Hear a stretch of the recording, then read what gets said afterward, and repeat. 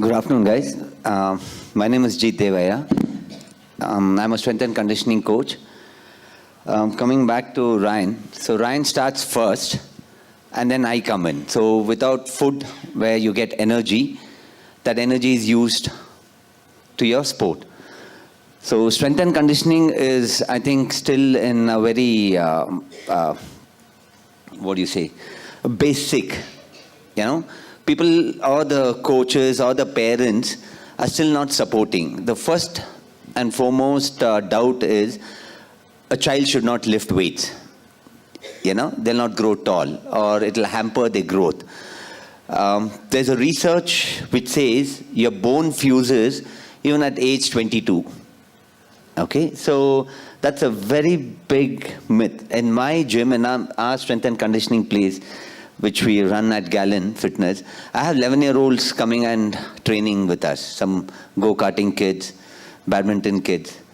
So there's a huge disconnect, which the coach should encourage the students or the athletes to start to train or to lift. So when I say lifting, doesn't mean that the kid will be lifting whatever weight.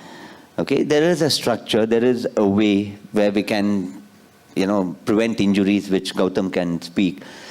My simple take would be is with the technique, maybe a swimmer or a badminton or a tennis or any sport, with the technique where the coach focuses on the technique, the support staff is a strength and conditioning coach who focuses on the other aspects, the strength and conditioning.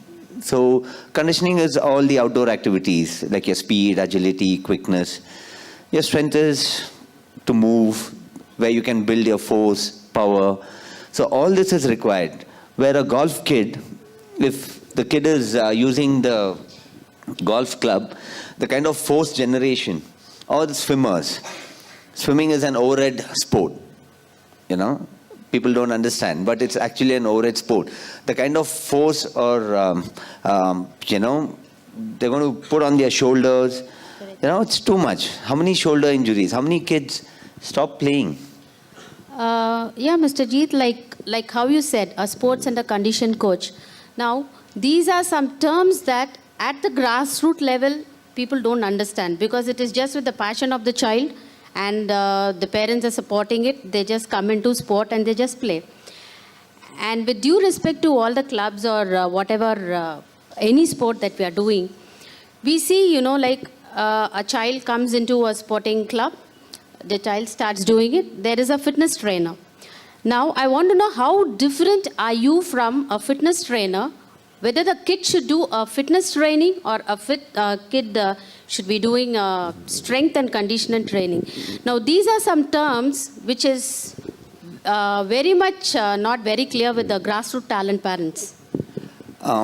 See, there's not much difference between a strength and conditioning. A strength and conditioning, where I would put in is a guy who is aware of the need analysis of that sport. Okay. Okay. There's nothing wrong going to a local gym. Okay. Okay, maybe depending on which place they go, there's nothing wrong. At least some basic foundation they might get in.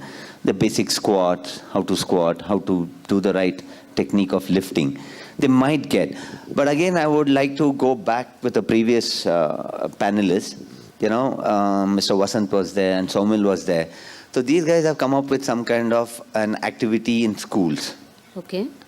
So I wanted to put a question. We don't have quality or trained trainers. Exactly. Because in our country, there is nothing called a sports science in education. We don't have a degree. Correct. We have engineering or medicine and stuff like that. We don't have a bachelor's degree in exercise science. I spent some time with the New South Wales Institute of Sports at Sydney. Mm-hmm. So there were quite a lot of swimmers, the guys who have won Olympic medals. They used to come and spend at least 2 to 3 hours at the institute, training specifically. We have a Kantirwa stadium here, where I think even they don't even have a basic gym over there. So I think if the government starts putting a gym, putting an SNC coach there. So I think anyone and everyone can come and access it. Yeah.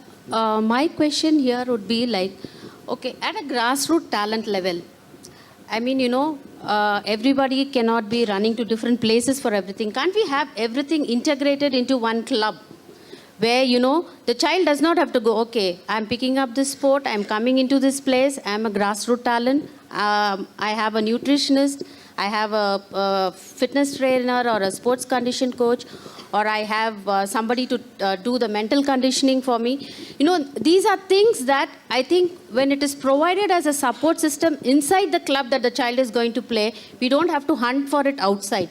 Because I don't think at this level, anybody can understand that these are the support systems that's needed to be a world-class achiever. I think that we need to work out in India.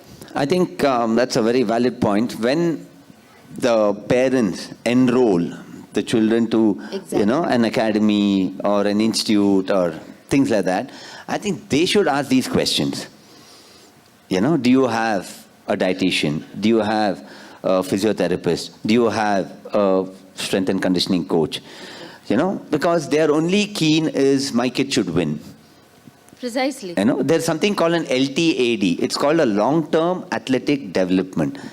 Okay, for every phase, every stage of the kid goes through a change. If the kid is 7 years, 8 years, I think maybe in swimming or tennis or golf, you can see that age group kids. And the kid has just learned to play. Suddenly the parents expect them to win.